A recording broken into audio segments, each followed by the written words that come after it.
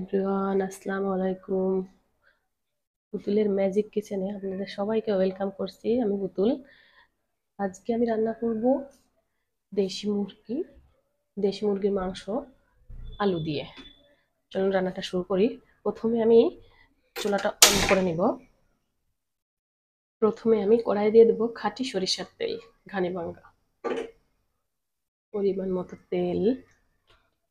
তেলটা গরম হয়ে গেলে এবার দিয়ে দেব এলাচ, দারুচিনি আর তেজপাতা।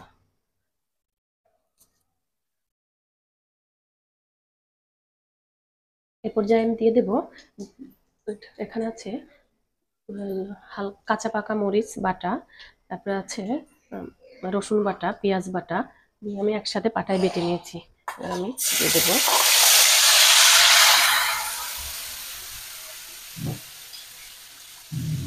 একটু হালকা পানি দিয়ে নেব যাতে নিচে লেগে না যায়।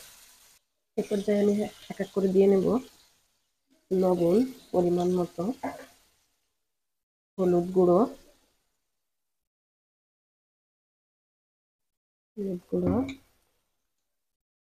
ধনে গুঁড়ো দিয়ে নেব, হালকা একটু মরিচের গুঁড়ো, সুন্দর একটা কালার আসার জন্য দিয়ে আমি এবার একসাথে নাড়তে থাকবো। সুন্দর করে মশলাটা কষিয়ে নিতে হবে। মশলাটা যত কষানো হবে মাংসটা খেতে তত ভালো লাগবে। আমার মশলাটাতে তেল ছেড়ে এসেছে, সুন্দর করে কষানো হয়ে গেছে। এবার আমি দিয়ে দেবো আগে থেকে কেটে রাখা মাংসগুলো। দিয়ে আমি সুন্দর করে নাড়তে থাকবো। নাড়তে থাকবো। এ পর্যায়ে আমি ঢাকনা খুলে দেখবো মাংসটা হালকা কষিয়ে গেছে। আমি এ পর্যায়ে একটু পানি অ্যাড করবো, যেহেতু দেশি দেশি মুরগির মাংস একটু সিদ্ধ হতে টাইম লাগবে। প্রথমে আমি দিয়ে দিলাম আলুগুলো দিয়ে আমি একটু নাড়াচাড়া করতে থাকবো।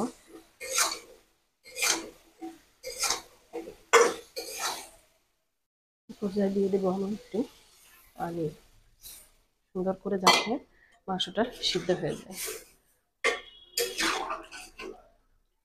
এবার আমি ঢেকে দিব কিছুক্ষণের জন্য।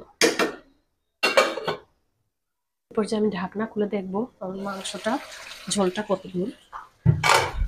ঝোলটা প্রায় শুকিয়ে এসছে। এই পর্যায়ে আমি দিয়ে দেবো একটু জিরা বাটা। জিরা বাটা দিয়ে আমি কিছুক্ষণ কষাতে থাকবো।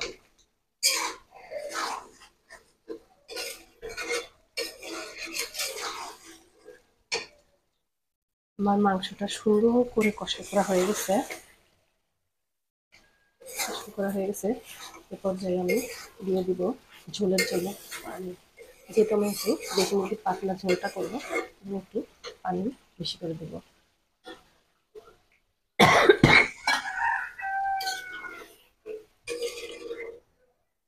ঝোলের পানি দেওয়া কমপ্লিট। আমি কিছুক্ষণ জাল করে নেব।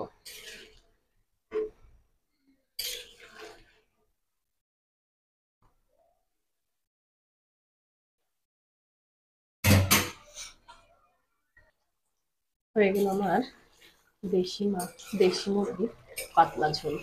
আপনারা অবশ্যই এভাবে বাসায় একবার ট্রাই করে দেখবেন, খেতে অনেক মজা হয়।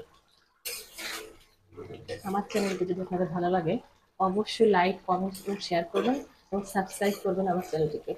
Thank you so much for watching my video.